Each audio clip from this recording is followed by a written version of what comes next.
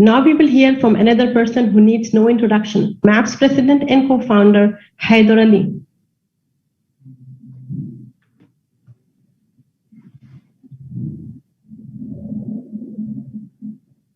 Assalamu alaikum wa rahmatullahi wa barakatuhu. Nahmaduhu nasalli ala rasulil kareem. Peace and blessings be upon you, dear brothers and sisters. Let me use this opportunity to give you a view of state of MAPS from my perspective as its current president. There are two topics I want to cover in this presentation. Number one, as we look back, what we have been able to accomplish as a community over the last 12 months. And number two, as we look forward, what are our goals for the next 12 months and beyond? The theme you will hear throughout this evening is one of resiliency rooted in faith and trust or tawakkul in Allah subhanahu wa ta'ala, because we went through a lot of unknowns and uncertainties over the last 12 months. The question really in front of us is, when faced with these challenges, can we rise to the occasion and redefine ourselves? We have plenty of examples in our seerah. The one I choose to highlight today is from the year 616 AD. This was a year of boycott, in which the young Muslim community, along with Prophet ﷺ, was socially and economically boycotted by the rest of the society. Remember, there were no Amazon, Uber, DoorDash to deliver them with food and services at the time. What followed then was a year of sorrow that, due to the death of Prophet's beloved wife, Khadija radiallahu anha, and his uncle, Abu Talib. What is important is not these two events, but what followed after these two events. It was a chain of events that would usher a complete transformation of the nascent Muslim community, starting with Hijrah, arguably the biggest strategic decision Prophet ﷺ made until then. So here we are in 2021, following the footsteps of the Prophet, trying to overcome the challenges of COVID with resiliency and trust in Allah subhanahu wa ta'ala. What you see here on the slide is a collection of MAPS programs that we run throughout the year. A unique aspect of MAPS is that MAPS consists of a collection of programs and services, each of which is led by a program lead and supported by hundreds of volunteers. I know of no masjid that has the breadth and the depth and diversity of such programs. The responsibility for the board has been to build an infrastructure, provide the resources so that these programs can thrive and the community can do what it knows best to serve ourselves and the society around us.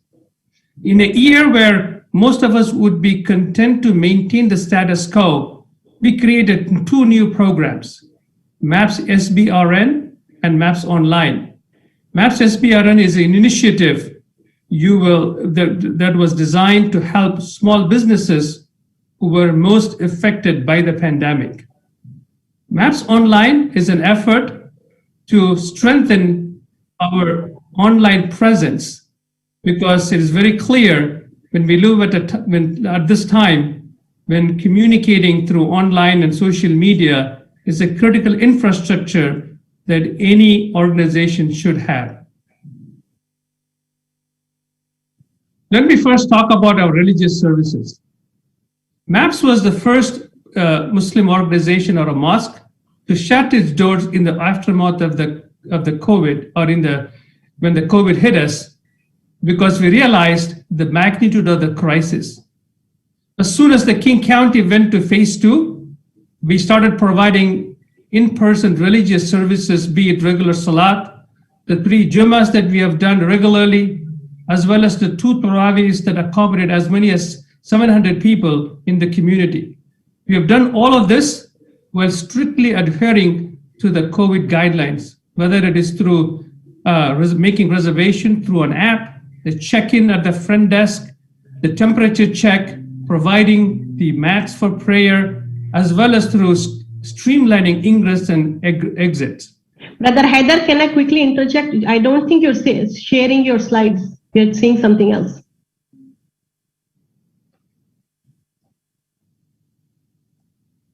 Can you see it now?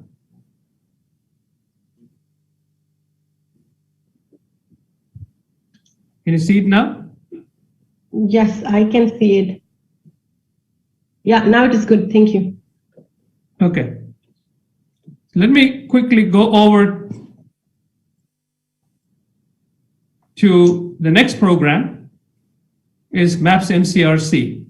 This was a year of pandemic, and we had to make sure that we do our part to help the less fortunate in the community. And this was a year, and you will hear more from our MAPS-MCRC lead, Brother Khizr, more about this. Let me give you the highlights. We were able to touch the lives of 45,000 people, a 250% increase over the comparable year. We also spent $850,000 in monetary assistance to people affected. I know of no masajid or a Muslim institution besides a charity that comes anywhere close to spending this amount of money in services to catering to the society. In addition, we're proud of the fact that we expended 30,000 volunteer hours, equivalent to 15 full-time people working, or about $1 million in services volunteer efforts. Let me call out two things that we did.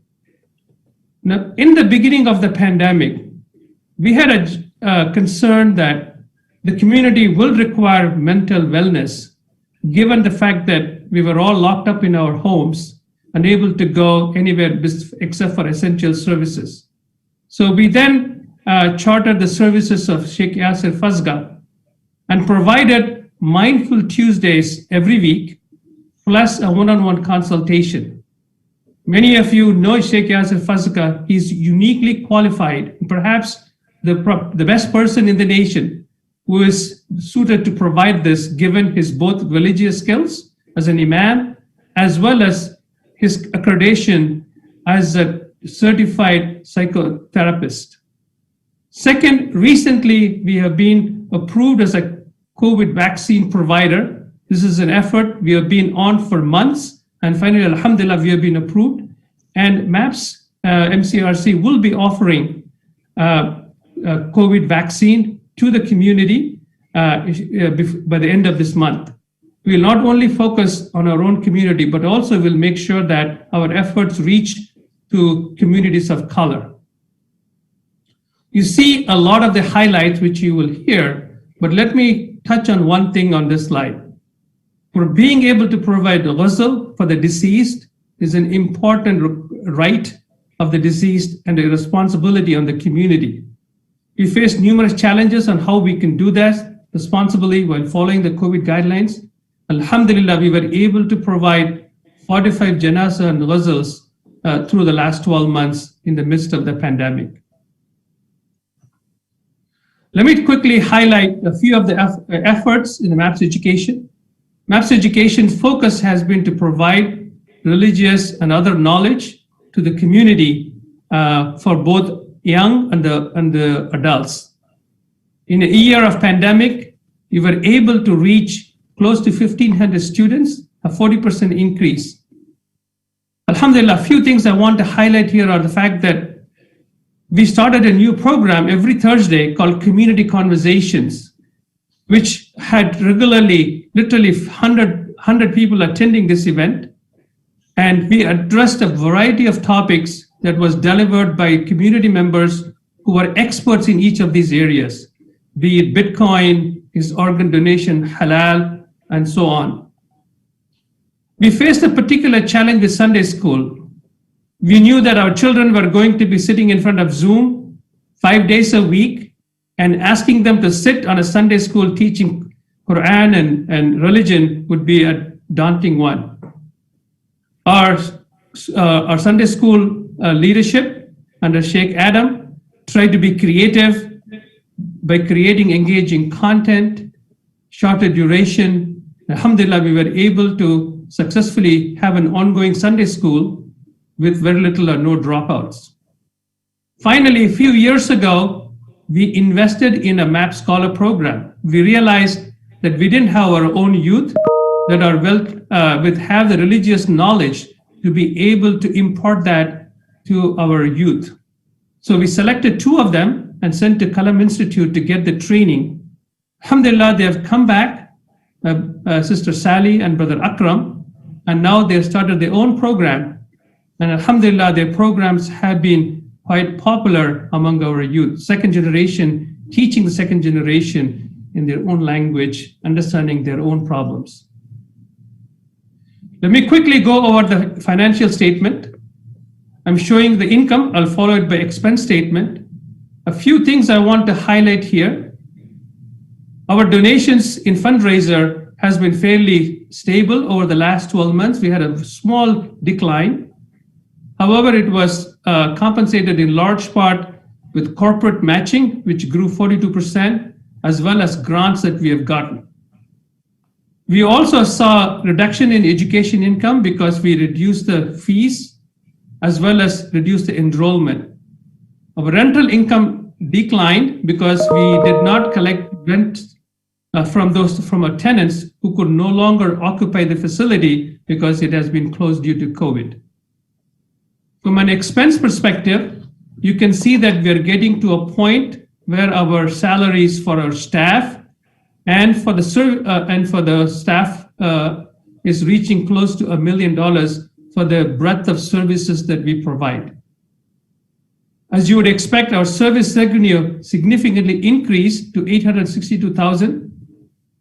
We also saw a decrease in program expenses because we didn't have any on-premise programs. A few highlights on the infrastructure update we have done over the last 12 months. First, before the pandemic, we had embarked on an expansion program to add about 4,500 square foot of space for classroom and NPR. We had paused the program as the pandemic hit. Since then, we have resumed it. The design and drawings have been completed. The permit has been approved by the city. The project manager has been hired, and the bids from contractors are received. We are reviewing it right now, and inshallah, we expect to close by the end of the year. Number 2, given the growth and the size of our organization, we needed a better ERP system to manage our operations. The team under the leadership of Ahmed Al-Qabra, our treasurer, Abdul Salam Ibrahim, our operations director, and our controller, Abdi, looked into the available systems for nonprofits and selected a Vanco system, which has since been put into implementation to consolidate disparate payment systems that we had, membership, volunteer education tracking systems. And as a result, we are already saving significant amount in transaction processing cost for the donations. Finally, given the size that we have attained, our finances are going through an external audit for the first time. Also, the fact that we have gotten close to $500,000 in grants, it was important for us to have an external audit done on our finances so that we are transparent and make it easy for us to get additional grants. So I'm going to stop. I'm going to come back later on to talk about some of the other programs.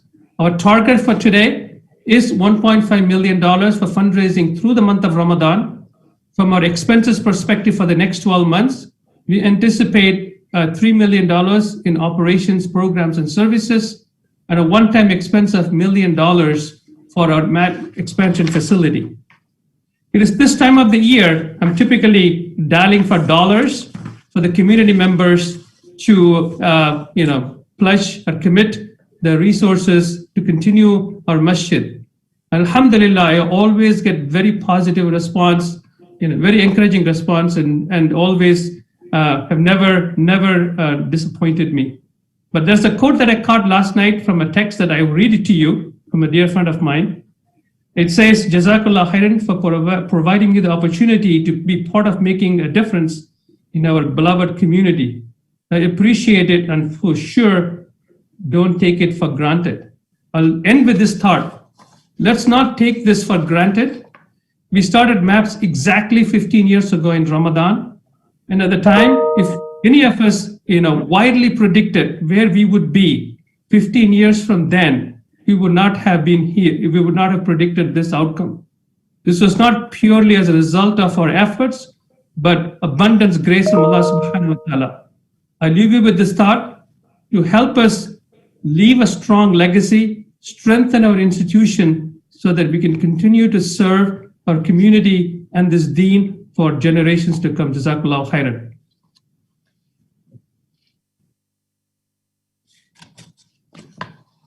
Over to you, Sister Hafsa.